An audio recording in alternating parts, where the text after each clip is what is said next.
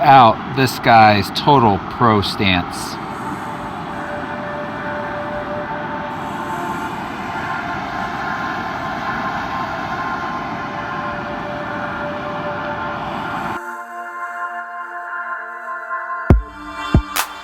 All right, we're on day 3 of this Iceland trip, and the first stop of the day is this awesome location there. I didn't use the word amazing.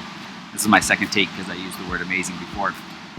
The water is coming out underneath of these lava fields all the way along this kind of ridge line, and then falls into this glacial fed stream that is these blue colors. It's absolutely gorgeous. I want to pass on a quick tip, just totally stealing this from Allie McKay of McKay Photography Academies. Gave us this tip as we were getting off the bus. It's something that I do, but I never really thought about making sure to put it into words. And it's really important when you're shooting in locations like this that your tripod be very stable. And as you can see in these locations, the ground isn't nice and even and flat. So you really want to watch the placement of your tripod legs, making sure you've got a tripod leg underneath your lens, especially if your camera is, or if your tripod is set up on a slope. It's going to give you much better stability, and in these longer exposures you want to make sure that your tripod is stable and also that it's not going to tip over when you step away from it.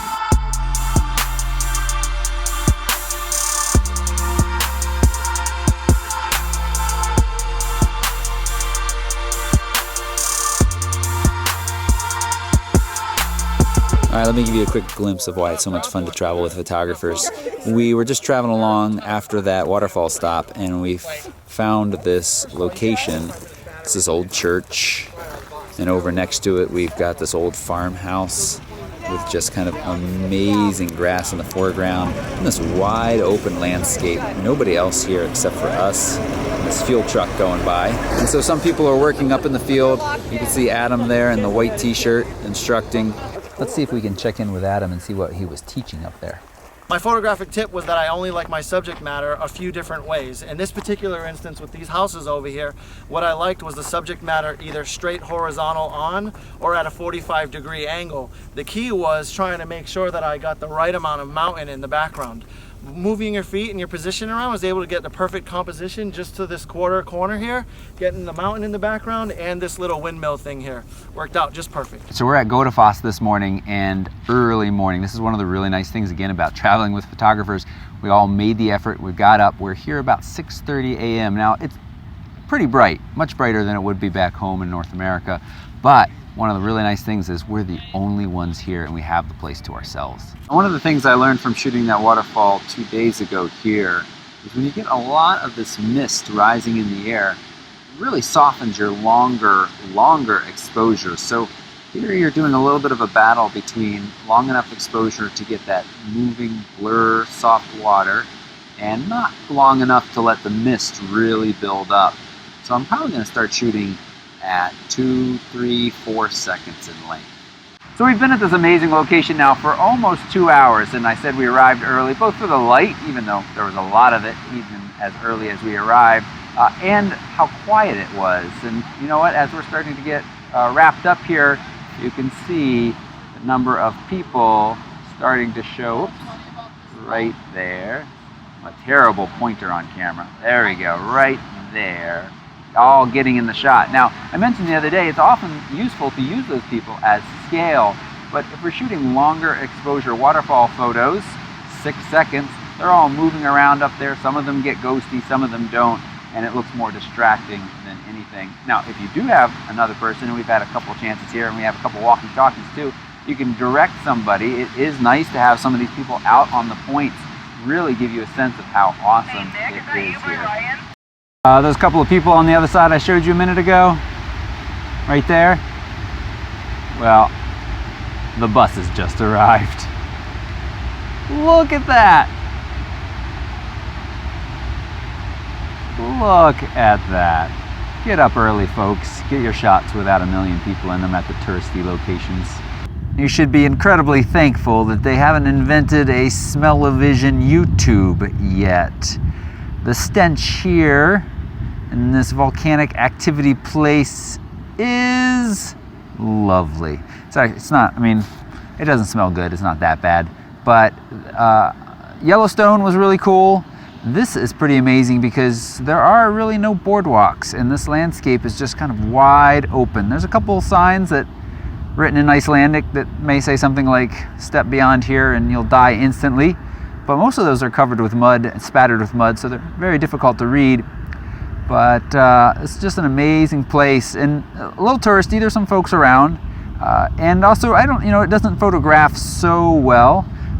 Interesting things to do here, I think, are to kind of capture the open and barrenness of it all, and you can do that in a couple different angles. You can also capture some of the interesting colors and details that are really close to these little steam vents. The hydrogen sulfide, that yellow material builds up on the rocks, plus there's a little bit of lichen or moss or some other material growing there as well. And there's also these cool bubbling mud pots or pools. And you can even climb up above and get a nice vantage point over this area. So I found this little patch of purple flowers, green grass that kind of frames it in the background, and it's just so neat in this kind of barren landscape out here. There's certainly other patches that work well, but I really like this.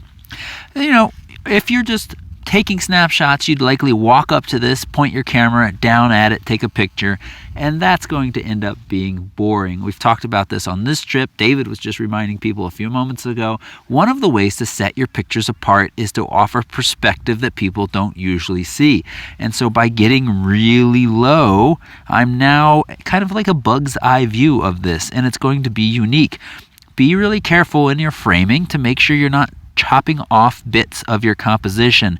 If I wanted to be deliberate, I could do this, and then that's okay. But if I was trying to capture this whole little bouquet, let's call it, then I do want to be careful that I'm not nicking the top of these grasses. So in this shot, I'm working with the Sony, which has that articulating screen, which makes getting low really nice and easy.